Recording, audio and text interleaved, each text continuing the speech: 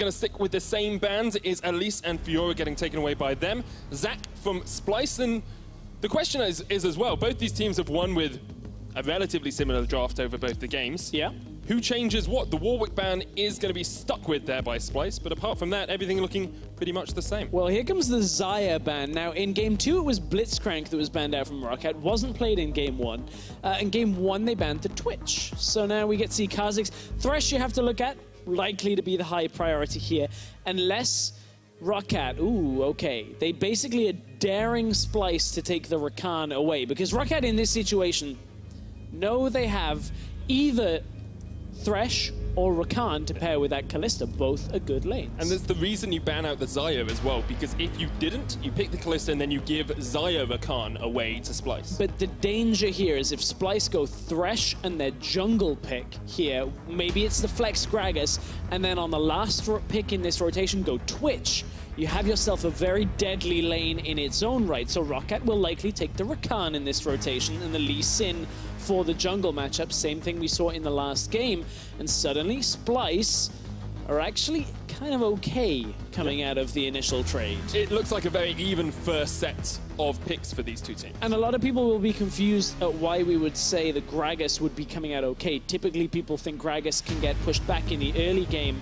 Well, that is the case, but Trashy does such a fantastic job outside of just the laning phase, and it wasn't the Twitch that we saw last week. Caitlyn instead, still a very strong carry later on in the game, does a lot of work, scales up well, good for anti-siege as well. Splyce is going to look towards the Galio ban, we've seen that from them every single game thus far. And Lucian getting taken away by ROCCAT, so they really feared Sencux's Lucian in that last game. Yeah, he was able to output a lot of damage against Betsy in the early parts of the laning phase, then transitioned it into a winning matchup. To touch on this, Caitlyn, of course, good matchup into Kalista. You have the range advantage. With the Thresh, you have a lot of both safety and catch potential alongside it. But looking back at the ban phase here, Syndra gets taken away. Kennen has been banned in every single game. That means we have a couple of picks that are left up still that we have seen banned out previously. The Renekton is there. We've seen Splyce pick Rumble here in every single game of this series so far. And it did work out for them in the last game. Give them the mid lane counter pick last as well. Gonna look to be the Rumble once more for Splyce. They really value his teamfight presence and his ability to push in that top lane. ROCCAT do have a top lane counter in the Gnar. That worked out incredibly well for them in the first game. And that was banned out in the second game. That is what was denied. Now with the Orianna alongside, there's a scaling proponent without a solid matchup with like the Lucian, but Talia is up for should Splyce want to pick it. Aurelion Sol is up should Splyce want to pick it, or they could go with the Corki, the Kassadin, these picks that can do the similar thing alongside it. There's a lot of options for Splyce depending on where Sencux wants to go. It's going to be the Corki for them. Saw that played a lot yesterday with to great effect. And once again, we're going to see the deadly Bombardier on the Summoner's Rift. Deadly Bombardier. I think also quite daring at the same time. Bombardier. It's all good. It's okay. You can have many adjectives for a Bombardier. Well, look at what this comp does very well. Stepping up towards the tower does great things for Splyce here. You've got the Equalizer, you've got the Rocket Barrage, the poke damage coming from Corki, the ability to siege with Corki, with Caitlyn, the package, the Thresh to save anybody. That's what Splyce are looking to do. However, ROCCAT are looking to turn things upside down a little bit with this team fight composition. Kalista, Rakan, Gnar, Orianna. You pair it all together, maybe you get that big team fight win. You've got a little bit of side presence there with that Gnar that we saw in Game 1 work so well for Phaxi too. And how much can Pridestalker do on this Lee Sin in the early game as well? That is a big question that rattles around my brain. And if it rattles around yours as well, make sure you join in the conversation on Twitter at LOL eSports. If you think ROCCAT are going to take it 2-1 and continue their winning spree, it's hashtag ROC win. And if you think Splyce are going to take it 2-1 and take the top spot in Group B, it's hashtag SPY win. Oh, for a second I thought I said B there instead of P, which is why it's okay. SPY win for Splyce.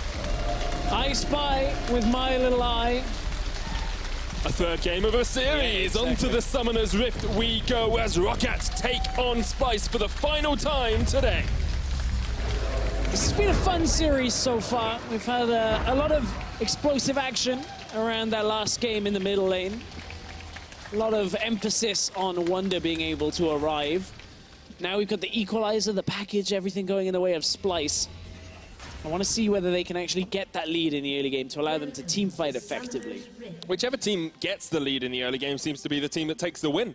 That's how it has gone thus far in this series. Both of them very good at extending a gold lead and maintaining a gold lead. And both these teams actually scale relatively well up into the later game as well. We've seen already from ROCCAT today how strong that Gnar can be. We've seen how good Trashy is on the Gragas. A lot of comfort picks across the board for these two teams. And this is the proving point, Stress. This is the point at which these teams have to stand up and be counted, each player individually and as a full 5-man unit. And I want to talk about something that I was talking with Maxlaw last week about. He was on the analyst desk watching the ROCCAT series, and he was talking about how when he was on ROCCAT with Betsy in the spring split, the Orianna was never that big pick for Betsy that was looking great. It was always the likes of the Kassadin, the Vladimir, the Swain, that kind of thing that worked out well. He wasn't one of those mid laners that would just pick the Orianna and look great. But last week, we actually saw a good Orianna performance out of Betsy in that series against Fnatic in what was quite a surprising turn of events. So I want to see whether he can replicate that now against Splyce. It's not exactly the easiest matchup against Corki. You can trade back and forth with the auto attacks, but Corki will scale as effectively into the game, will have harass in the laning phase, will have AoE damage, and is likely to be able to push Orianna in. As soon as you use that phosphorus bomb a little bit on the wave, if you can clip Betsy at the same time, you can get a big amount of damage with a Thunderlord's proc to come through. Question is, does Betsy go Rod of Ages Nash's Tooth to this build? Power of Evil championed it yesterday. Pridestalker actually getting a steal off here. Was pinged out, I believe, as Trashy goes for the counter steal. Yeah, Trashy is aware of this. There was a ward that was placed in the river that spotted out Pridestalker. And Trashy, his jungle path allows him to be in the top side as well. That's why Corki is playing up towards the top half of the river, just to block Betsy. With this push, trying to just push Betsy under tower, deny him the ability to roam out. There's a ward in the jungle just next to Trashy as well, in case Pridestalker is doing anything tricky himself. Phaxi will step down into the river to make sure he's not going to get ganked by Trashy. Trashy does have the opportunity to blast cone into the bush and then look for a gank up towards the top side. Would not be surprised at all if that is the path he decides to take. Meanwhile, in the mid lane, Sencux is pushed back a little bit. Pridestalker is just going to farm up his Razor Beaks, and both junglers will have a relatively even start. And they saw enough out of Wadid coming out of lane, going up towards Pridestalker to ward together, to know that Trashy can just take out the entire top side jungle of ROCCAT. You can see Pridestalker didn't necessarily stick around and clear the wolves fully. He didn't actually take any of the wolf camps, so it means that Pridestalker will be a little behind when it comes to that jungle experience. Blast Cone gets used, Pridestalker spotted out on the wards. Pridestalker knows that his blue's already gone. Realizes his entire topside jungle is missing. That's painful. Yeah. Because he's wasted the time of going over there as well. Yeah. And now he's going to have to recall out. The only thing available for him is his own Krugs, whereas Trashy still safely has his red, his Krugs, his wolves. You know, Gromp will be back up soon as well. The Raptors will be back up. The hook in the bottom lane is what's going to cause the action. Onto Wadid. Look at the damage. The headshot comes out. Mikyx jumps forward. Wadid first blood to Splyce. Mikyx with the ignite gets the first blood. Headshot came through from Kobbe, and it was enough to get the damage down. We talked about how this Rakan pairs well with the Kalista. Well, that's a little bit later on in the game. Still, Caitlyn, Thresh, you've got to respect the damage that comes from that duo. And that means Splyce get first blood. And Trash is looking up towards the top side, perhaps for a little bit more. Won't be able to get anything out of it, but continuing just to put the pressure on different areas of the map here for Splyce. Actually, here comes Trashy, flashes in. Phaxi's going to try and flash his way away into the Mega. The wallop comes down, but so does Phaxi. No, yes! Electro Harpoon. Electro Harpoon for the kill.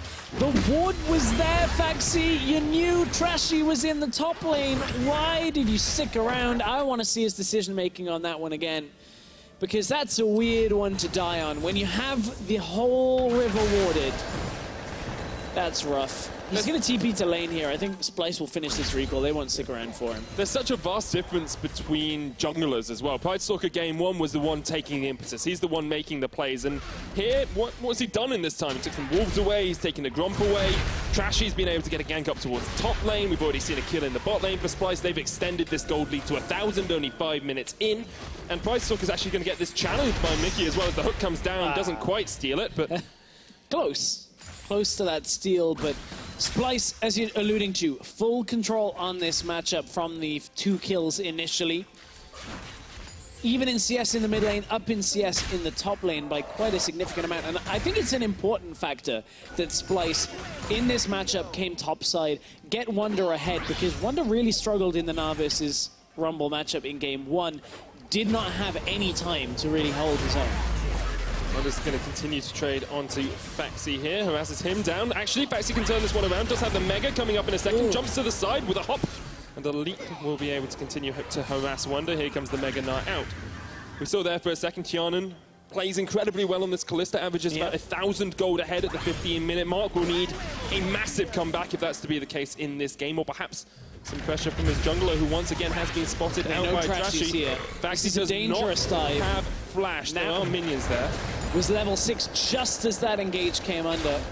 Shockwave to Sencux. The exhaust comes down and Betsy will just have to back his way away. Sencux didn't even flash there, held his nerve. But that was a good shockwave. Oh, really? Oh, okay, it's for the honey fruit. I thought they were going for a bot lane roam there, but that's... that would have been incredibly brave. Yeah, I was going to say brave or stupid at that point. It's brave if it works, it's stupid if it doesn't. But that's just to deny or to prevent Sencux from losing out on experience in this middle lane now. We'll be able to collect the minions under the tower as Betsy roams out to try and clear up some of the vision. Nice little use of Thresh to get that honey fruit.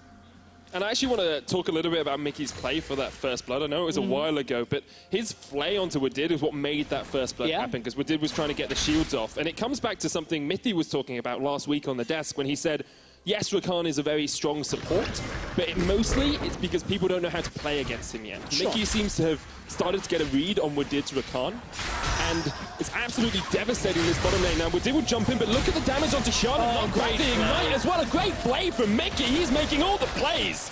And Wadid gets harassed down as well. They may even just go for the dive. Ace in the hole to Wadid. Not quite enough damage, but Splyce are dominating this bottom lane. Yeah, we heard Wadid talk about how Mikyx is, in his opinion, one of the best supports in Europe. Well, Mikyx starting to show it in this game. 2 kills to his name already off that ignite being available. And as you said, it's been Mikyx making the majority of these plays. Kobbe gets engaged on, has the knowledge and the trust that Mikyx is going to keep him safe. And this is Hjarnan playing a little bit riskily here. Steps out from behind the minion wave right after, locks himself into an animation with the Rend. Hook into the trap, into the double flay, and Wadid, the only one left alive for ROCCAT in that bottom lane. Just such great play by Mikyx. It's actually blowing my mind how well he's playing this Thresh at the moment. And now with that advantage still in the bottom lane, a 12 CS lead alongside those 2 assists. Kobbe's got his BF sword, building up towards the Zeal as well, and he'll be able to continually use that range advantage we talked about in picks and bans to harass down Hjarnan and Wadid. Wadid has the ignite. He's looking for kills in this bottom lane, but Trashy and Mikyx want to stop him in his tracks. They're going to be able to get the flank off here. They're going in, the TP used as well. There's the lantern for Kobbe, the route onto Hjarnan. He's trying to dodge his way around, but you cannot dodge away from the autos, and you cannot dodge away from the equalizer. 5-0.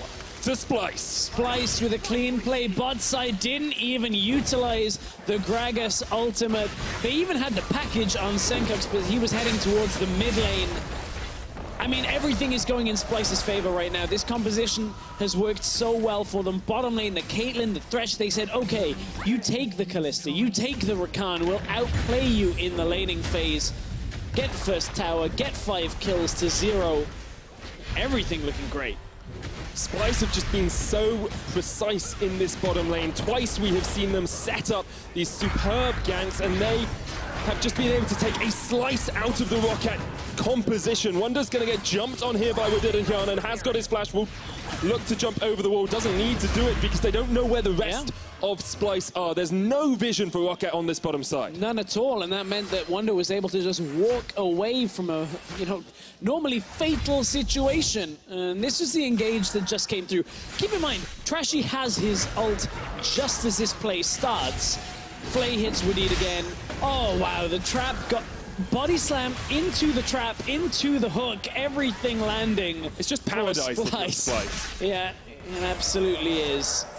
Easy setup, or at least they make it look easy. You can see the unicorns there preparing. Were you wondering what was happening? It's the unicorns preparing for their big series against G2 last next. week, what is Romain doing next? And this is the answer. At least he's not in the pool this week. That's true. That's Although it's true. probably full after the thunderstorm last night here in Berlin. I have to admit, I'm always impressed by the new ways that Romain can advertise and get toys for the unicorns, because I don't know how I'd find that amount of different unicorn-related toys. I haven't done that many unicorn searches. I mean, unicorns are in right now, right? Like, there's like everybody's using the emoji. I didn't realize they were like. There's like frappuccinos that are being made. Frappuccinos? Yeah, did you not? Oh, you didn't hit social media in that week. That was Same as that jump onto Betsy here. The exhaust comes down. The shockwave used as well. Mikyx looking for a hook. Is it gonna land? Not quite, but it forces Betsy back straight into the arms of the play. And Betsy has nowhere to go. Splyce are 6-0. They'll get a Rift Herald for themselves as well. And ROCCAT are looking down the barrel of a very scary gun. Yeah, it's normally when the Orianna is standing in lane that you worry about, oh, the Rift Herald might break through what is normally such a strong mid laner to break. Well, it doesn't matter, because Orianna's dead right now. And Trashy summons the Rift Herald. Incoming charge into the middle lane, and it's likely going to be full health when she hits the second tower as well, so this could be the 2-tower play. Boy!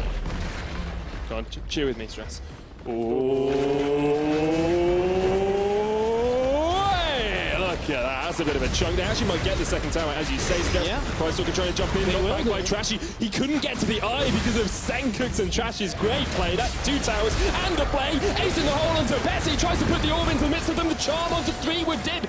Trying to make the plays to keep his team alive. Phaxi's going to jump onto Wunder here, but the equalizer comes down. Phaxi's going to go mega. Gnar doesn't get the stun.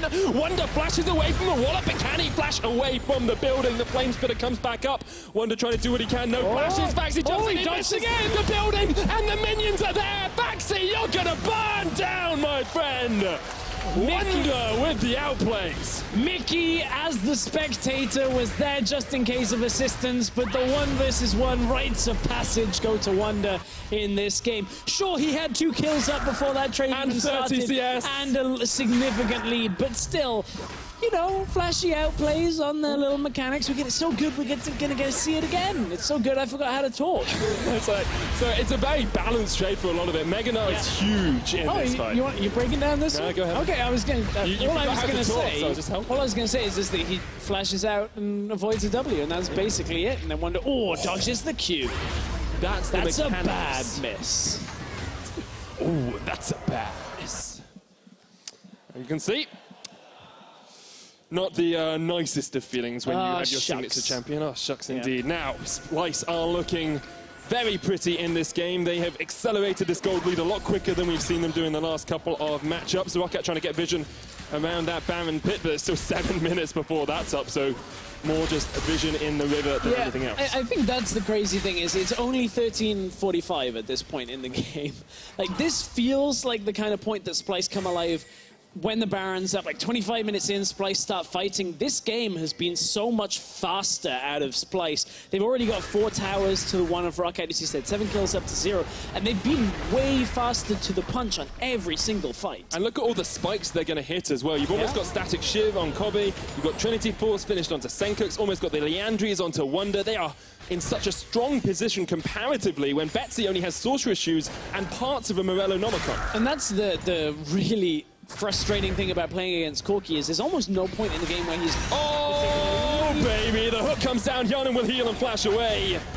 And Mikyx just You can't miss a hook. I didn't realize Q had been coded as a skill shot this patch, but apparently for Threshers this week it is.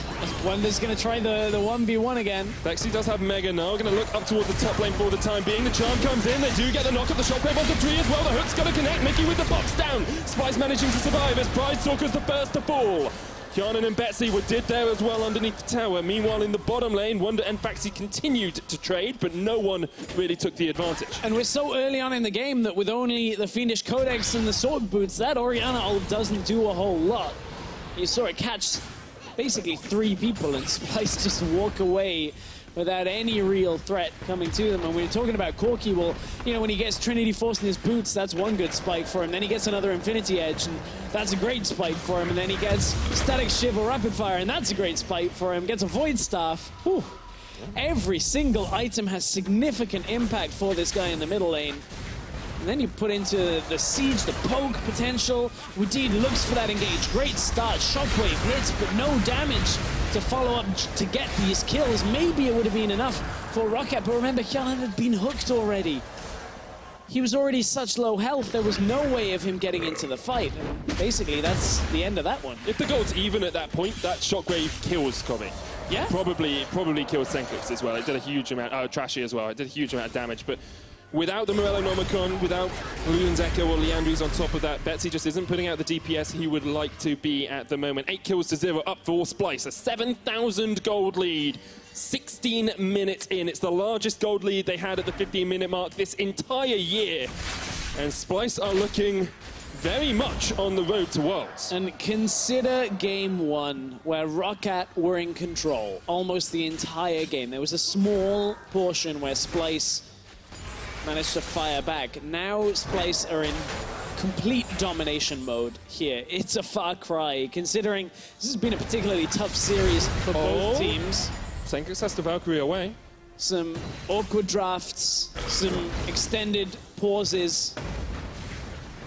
You know, the news we had through about Trashy. This has been quite the series for both teams, and ROCCAT, unfortunately, not able to continue in game 3. He just doesn't care about a shockwave. Betsy not back. Goodbye, Orianna. Splyce 9-0 up. That's the problem now, is ROCCAT are pretty much into what in other sports would be called like the championship rounds, right? Is you're into game 3 where everything counts. It's a best of 1 again. Now Wadid goes in. Charm comes in onto 2. Pridestalker tries to get onto the backline. Does take out Sencux. Mikyx there as well. Wunder's joined the fray though. The equalizer comes down. That's 1 dead. They're looking for Wadid and Hjarnan as well. Hjarnan dead. Kalista gone. Wadid pulled away as well. Splyce absolutely devastating ROCCAT at the moment. Phaxi's there by himself, but there's not much he can do against 4 members of the Splyce boys. Diving under the inhibitor tower at 17.5 minutes. There's not even a Baron to pick up. The Drake is a Cloud Drake. Nobody wants that at this point when you can get kills under the tower. Splyce may take it on the way out as they clear out the bottom side jungle, but they've got so few options of what to actually do that they may as well just try and continue to fight. They'll recall, go and spend some of that gold, and now reset themselves, because look at how clean this is. They're so far ahead that Wadid tries desperately to get another one of these engages, but from behind, it's just not happening. First kill of the game for ROCCAT goes on to Sencux, but Splyce managed to really punish ROCCAT from the tail end of that fight. It doesn't even need to be clean at this point. It is still clean. They're still playing these fights incredibly well, but because they're so far ahead, 9,000 gold at the 18-minute mark. That's 500 gold a minute they have gained over their opposition. They can just do what they want. They've got Infinity Edge on Kobbe. Sencux looks like he's building up towards a rapid fire cannon, and look at these gold differences as well as they pop up on our screens. AD carry, you've got 2,500 gold between the two of them. Support, which is one of the areas that doesn't usually get a big gold lead even when your team's ahead. 2,000 gold extra on the support. In fact, Mikyx almost has as much gold as Phaxi. That's a pretty big lead for a support. Almost has as much as Hjarnan and Pridestalker. Should have gone Frozen Mallet, right? Have you ever played Quick Thresh? No. It is a wonderful thing to play, an incredibly painful thing to play against. Fair enough. Wunder's going to get kicked back. That's an incredibly painful kick for him, as well as Pridestalker and the rest of ROCCAT look to close in on him. Burn will come out. Wunder's going to get charmed up as well and knocked up. This should be a kill for ROCCAT as they will not take down Wunder, and the Sonic Wave misses you, godly man! No way does he escape from that! Look at Gragas, he's got his hand in his hands. The Zhonya's. The equalizer, the Zhonya's. Hjarnan's underneath the tower as well. Wunder's still alive! No way do you do that! Kobbe's laughing. Wunder. I mean, how did he get away from that? Oh, ROCCAT, you spoil sports. Hjarnan and Wadid eventually get the kill. Kobbe's on a killing spree. Trashy's chasing them in as well. Explosive cast to knock him back. Hjarnan just tries to farm up a few minions, but eventually he will fall as well. 14 kills to 2 in favor of Splyce. A 10,000 gold lead for them as well. Oh, Wunder went back into the fight. Thought the rest of the team was coming.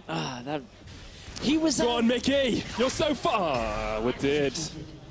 What did he do that for? Yeah, exactly. Give Mikyx the kill, man. Come on. Best support in Europe. Oh, we're going all the way from back here. Okay, so Wunder, I was. So the king actually kind of almost saved him a bit.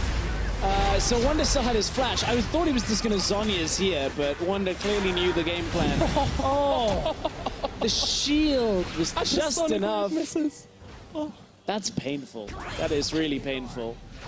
If they weren't already this far behind, that's the sort of thing Tilt's made of. But because they're so far behind, they're like, yeah, okay, we're going to try and kill this guy. I think Wunder tried to recall and stopped recalling.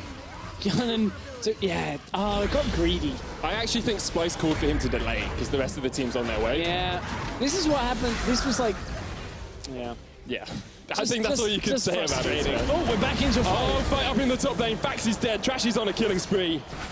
There was a short period in this game where I thought Splyce might have had the quickest game in the European LCS this split, which is at 23 minutes. I don't think it anymore. No. Although with Baron buff, maybe if they just win one fight after this push, they can win.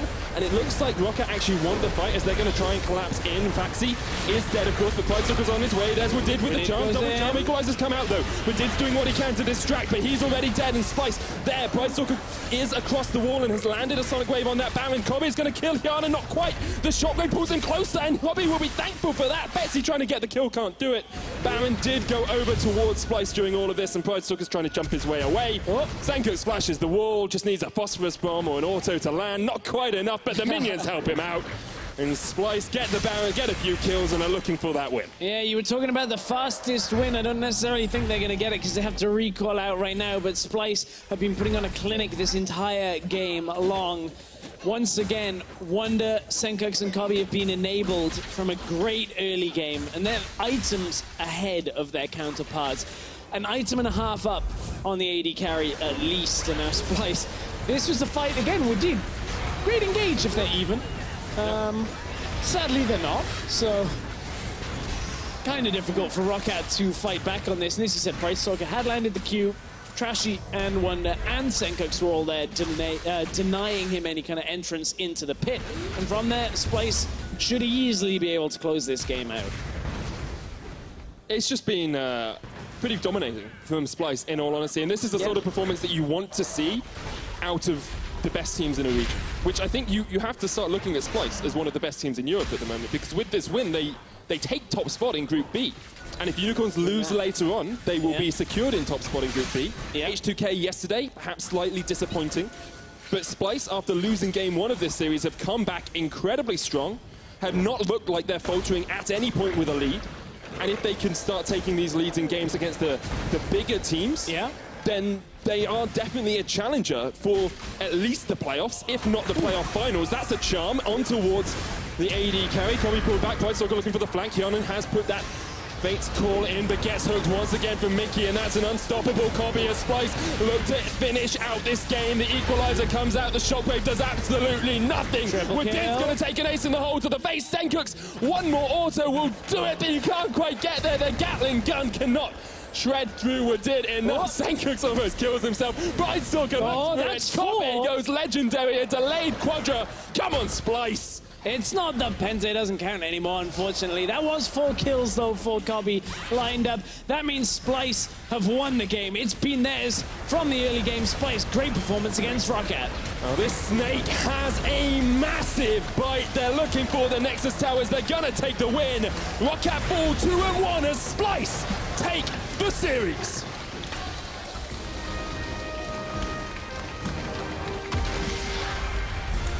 You talked there about the strength of these two teams, and when you look at the teams they've beaten in the groups, you have to look that they are at least mid to top of the table contenders for this split. It was a close-fought series in the first two games.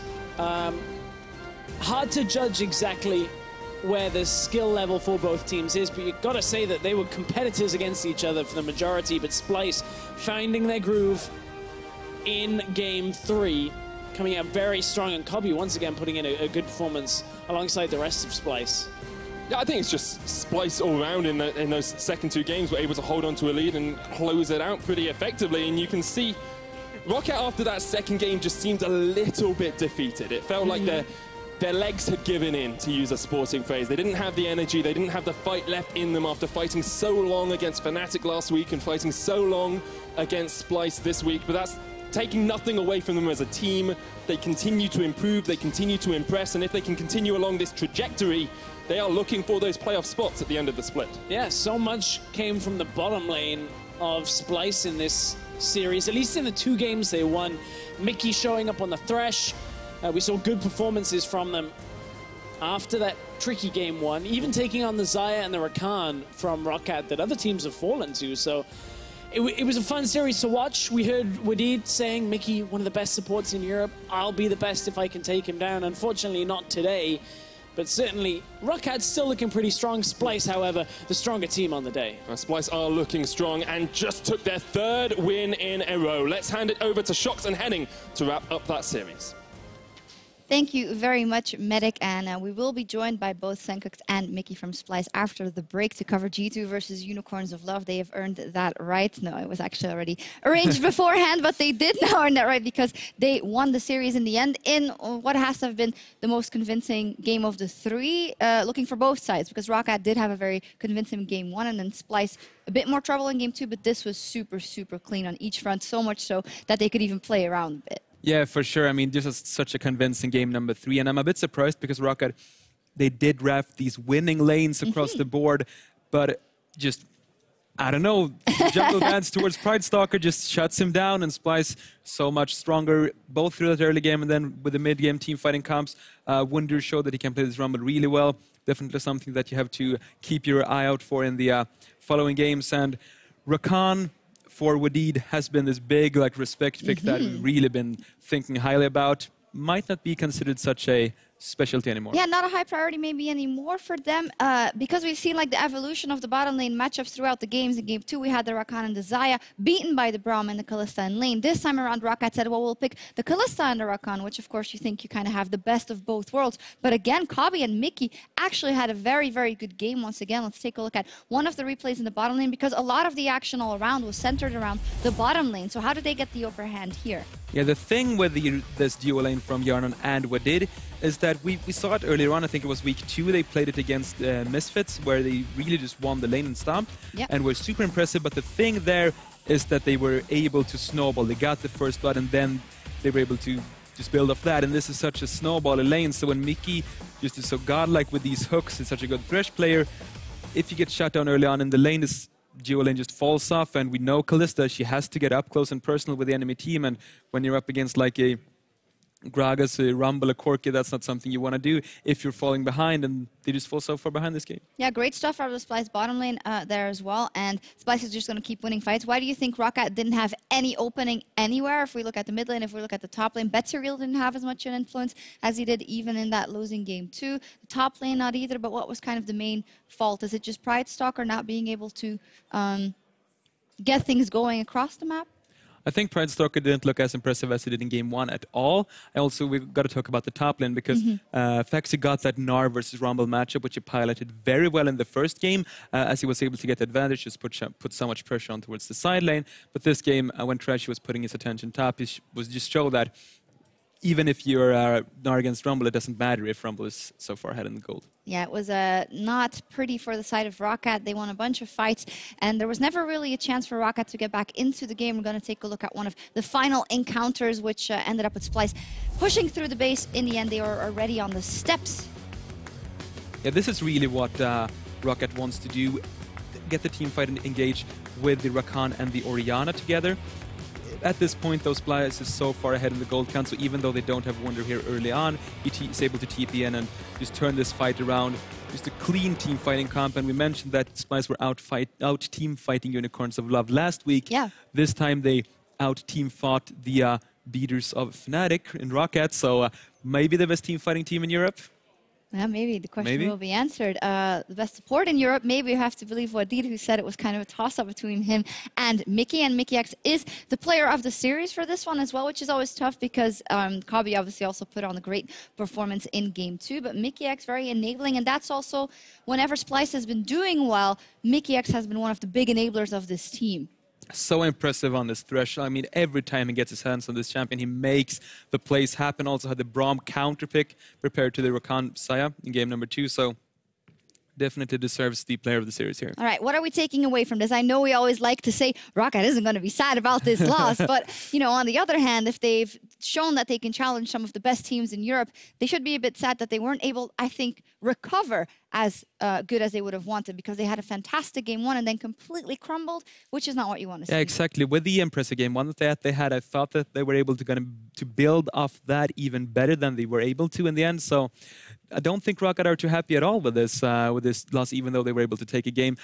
I mean, after showing that they could beat Fnatic, I think they were expecting to beat Splyce as well. I mean, I predicted it, so that's got to be the truth, of course. But not enough. Yeah, how is the heading prediction scorecard coming along? Actually, we should go back and watch, because someone's going to, I guess, but I'm not going to. I know QuickShot was giving you a hard time. That well, I predicted Fnatic wins both times, though. So yeah, but it's not about winning the prediction game; it's about passing on the analysis. That's a good point. Yeah, that's a great point. I have a lot of those. Well, coming up next, though, is the Unicorns of Love as they get their chance for revenge against the Kings of Europe. Stay with us.